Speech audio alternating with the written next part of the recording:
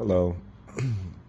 Today I have a 2014 Jeep Cherokee Overland, 5.7 liter engine. Battery light stay on, even the car drives fine, and it gives me 15 volts on the dash. But sometimes the radio shut off.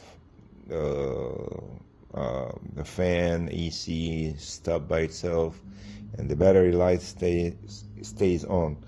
And it gives me the code was P063A, and it says generator voltage adjustment circuit. So I built the alternator. In this alternator, I search this part number, and that part number gives me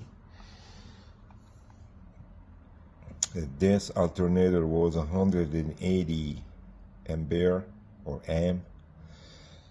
And when I search with the VIN number of this car, this alternator should be 220 amp, not 180, because some people just copy the old alternator and says, yeah, let's get another one, replace it, find out that this is the same problem, then keep just throwing parts, computer, whatever, battery, sensor.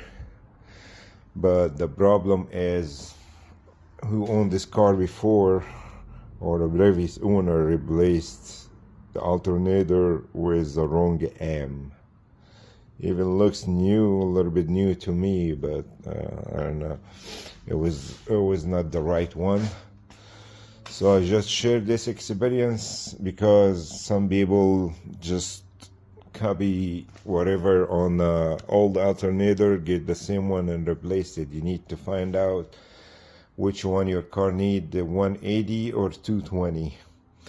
That be it. Thanks for watching. Please like and subscribe. If you have any question, just comment below.